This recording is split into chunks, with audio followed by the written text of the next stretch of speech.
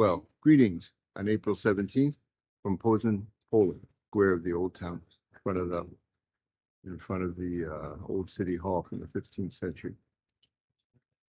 So what I wanted to talk about today is a couple points.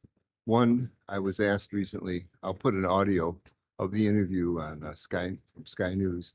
The fellow I was on with he was in Dubai, was very pro-Chinese, worked with the Chinese, and he was talking about how well prepared Xi Jinping was for the trade war with the United States, how he had done all sorts of things. So I took objection with this. Now, I'm not making any comment, positive or negative, in this about what Trump is up to as far as strategy. So my point was, he's not well prepared. I recall in 2012, February of 2012, before Xi Jinping was premier, he was vice premier, he took a tour of the United States, sort of a tradition.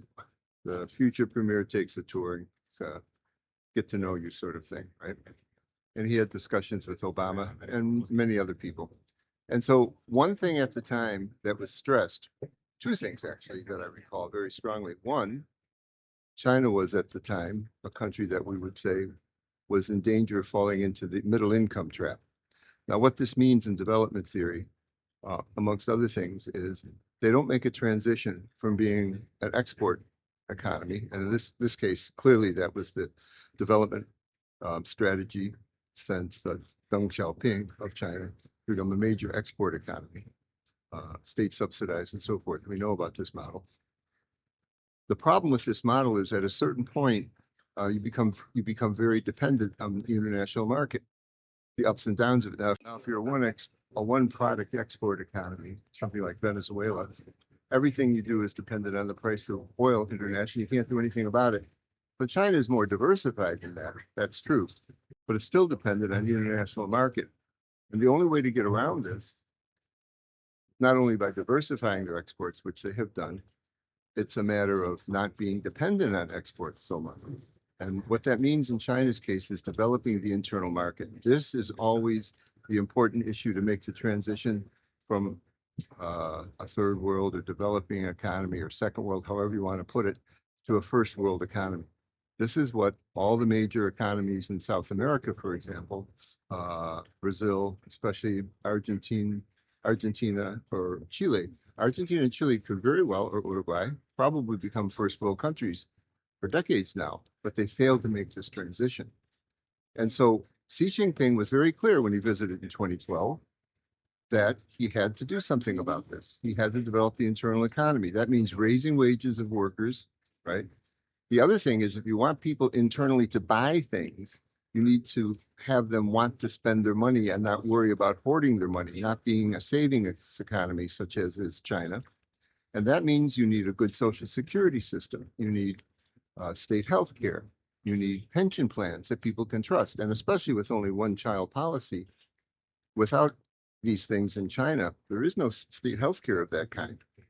There is no general retirement that's significant that you can really rely on. That's enough money. And when you only have one child to rely on, of course, people worry and they hoard them. They save their money. They don't spend it. Lately, within the last month or two, Xi Jinping even more or less ordered everybody, the patriotic thing to do is to spend. But of course, they won't do this. So he did not prepare China for these kinds of shocks. And in this case, it's not a market shock. It's not a recession or global depression or something. It's a matter that its main trading partner, the United States, is cutting itself off from China. And this has thrown China it will throw China into a big shock. It's not well prepared for this. They knew what to do, and Xi Jinping didn't prepare it. There's other issues to this as well. So a second matter is from the viewpoint of the United States. Now, we could say many things about the wisdom of how Donald Trump is doing this. I think I understand the model. What he's essentially after is cutting off China and putting great pressure on China. A, he says to create jobs at home, but B is also clearly to create more production independence in the United States in preparation for war. I mean, he said this just a little while ago. And many of the elites in the United States agree with these goals. Biden would agree with these goals. Jake Sullivan, Biden's former national security advisor, would agree with these goals.